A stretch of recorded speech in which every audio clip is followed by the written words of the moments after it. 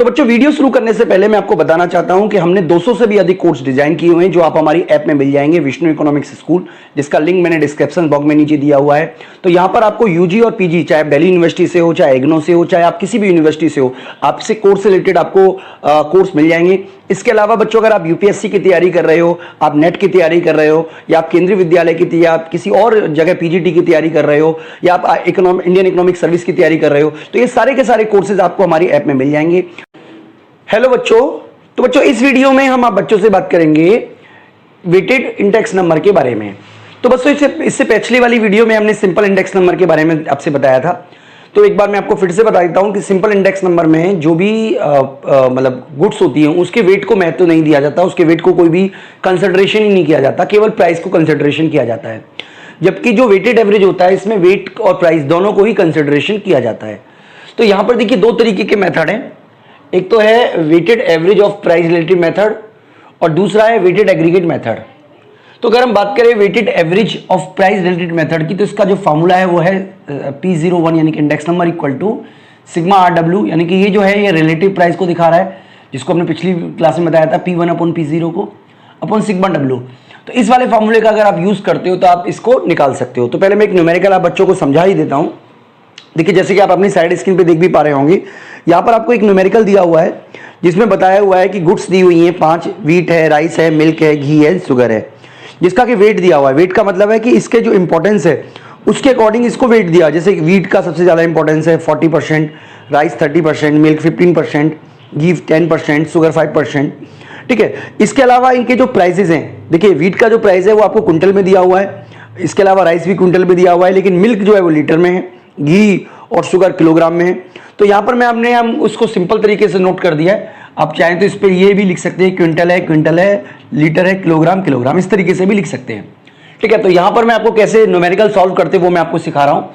सबसे पहले आप आर को कैलकुलेट करोगे। आर को कैसे कैलकुलेट करते हैं, P1 को डिवाइड कर देंगे P0 से। तो देखिए यहाँ पे P1 है हमारा 200, जब आप इसे 100 से डिवाइड करके 100 से मल्टीप्लाई करोगे तो ये 200 ही आएगा। इसी तरीके से यहाँ पे अगर आप करोगे तो ये 400 आएगा, ये करोगे तो आपका 800 आएगा, ठीक है, ये 500 आएगा और ये 600 आएगा। आपको करके देखना है, आप जरूर करके देख लीजिएगा, क्योंकि 6 डिवाइड बाई 1 इंटू 100 600 ही होता है।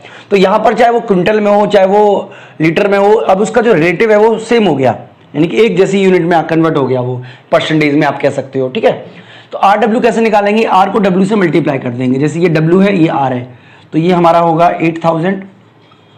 ठीक है, इसी तरीके से ये 12000 हो गया, इसी तरीके से 120। ठीक है, ये भी हमारा पूरा का पूरा ये हो गया हमारा 12000। ठीक है, इसी तरीके से चलिए आगे देखते हैं। ये हमारा है 10 और ये हमारा है 500, तो ये हमारा हो गया 5000। ठीक है, और इसी तरीके से बच्चों अगर हम यहाँ पे देखिए, ये 5 है, ये 600 है, तो ये 5 और 6 कितना हो गया, 3000। ठीक है, जब आप इसको जोड़ोगे 8 दूनी 16 और 24,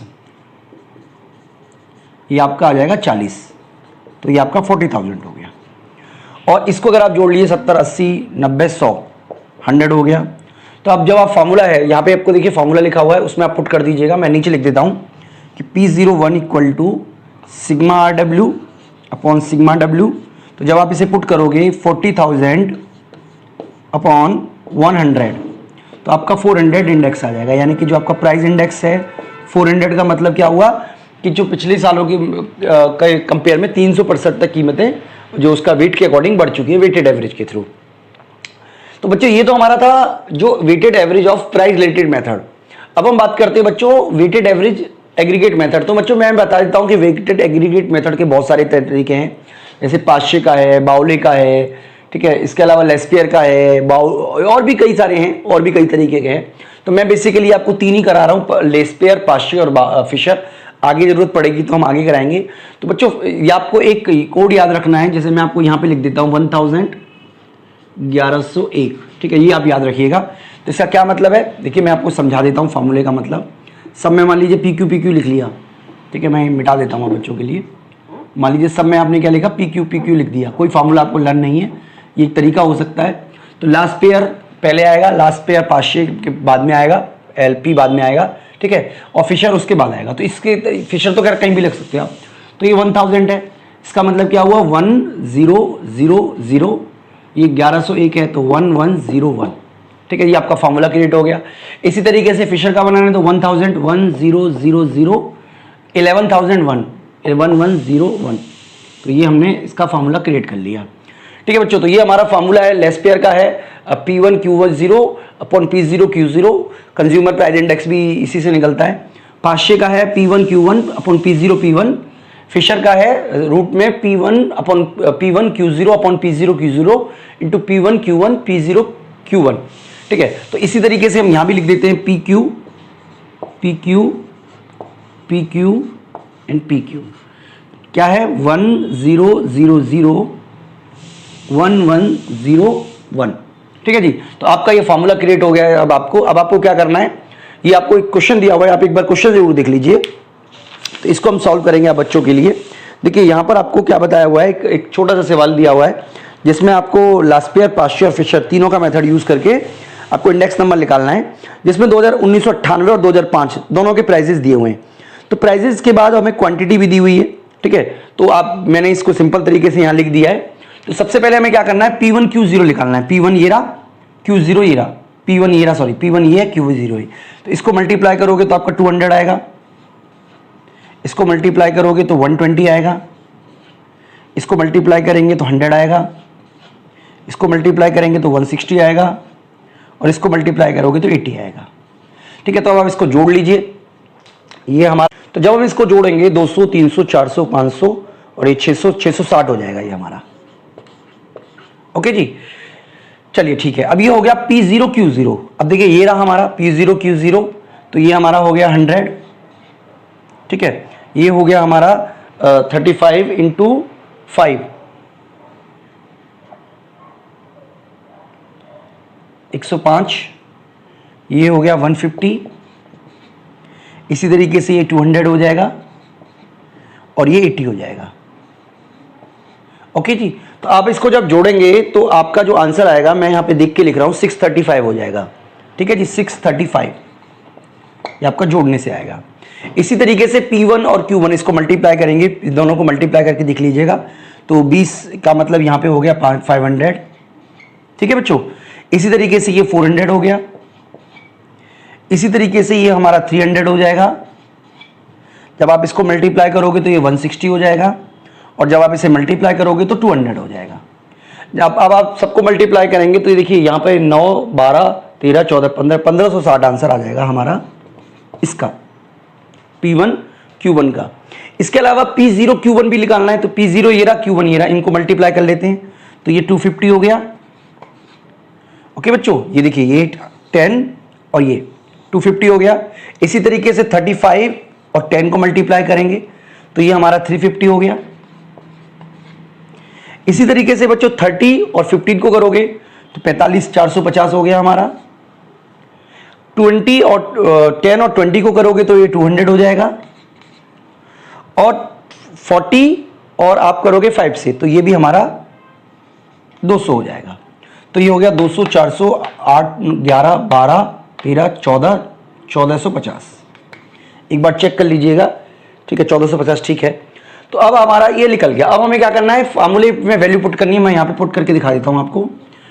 P1 Q1, तो देखिए ये रहा हमारा 660, इसको डिवाइड कर देंगे, कितने से डिवाइड कर देंगे, इसमें 100 का मल्टीप्लाई भी करना है बच्चों, मैं भूल गया था, 100 का मल्टीप्लाई भी करना है सारे फार्मूले में। ठीक है, तो 660 को डिवाइड कर लेंगे किससे, 635 से, और मल्टीप्लाई 100 से करेंगे तो आपका जो आंसर आएगा, मैं आंसर लिख देता हूँ डायरेक्ट आपके लिए। लास्ट ईयर का जो आंसर आ रहा है 660 ये आ रहा है 103.94। तो ये आपका सॉल्यूशन हो गया इसका। इसी तरीके से बच्चों अगर पाश्चे का बनाएंगे तो पाश्चे का जो होगा वो आएगा 1560 डिवाइडेड बाय 1450 इंटू 100।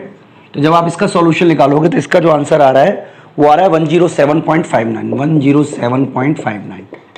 ओके बच्चों, मैथमेटिकल कैलकुलेशन तो आपको खुद करनी है, मैं तो आपको मेथड बता सकता हूँ। इसके अलावा जब आप इसका निकालोगे तो इसका रूट का फॉर्मूला यूज करेंगे पहले तो आप। तो इसका तरीका क्या है, 660 divided by 635 into 1560 divided by 1450, और जब आप इसका रूट निकालने के बाद जब आप इसे 100 से मल्टीप्लाई करोगे तो आपका जो आंसर आएगा वो पूरा 105 ही आएगा। ओके बच्चों, तो इस तरीके से हम ये जो वेटेड एग्रीगेट मेथड है उसमें इंडेक्स नंबर निकालते हैं। मतलब यहाँ पर हमने आपको लास्पियर, पास्ची और फिशर मेथड बताया। बच्चों मैं आपको बताना चाहूँगा कि जो फिशर का जो इंडेक्स है उसको आइडियल इंडेक्स भी बोलते हैं। आइडियल इंडेक्स इसलिए बोलते हैं क्योंकि ये टाइम रिवर्सल टेस्ट और फैक्टर रिवर्सल टेस्ट पर सही साबित होता है। तो इसके ऊपर बच्चों हम एक अलग से वीडियो बनाएंगे जिसमें हम आपको प्रूफ करके बताएंगे कि ऐसा क्यों होता है। तो फिलहाल तो मैं उम्मीद करता हूँ कि आपको ये समझ में आ गया होगा।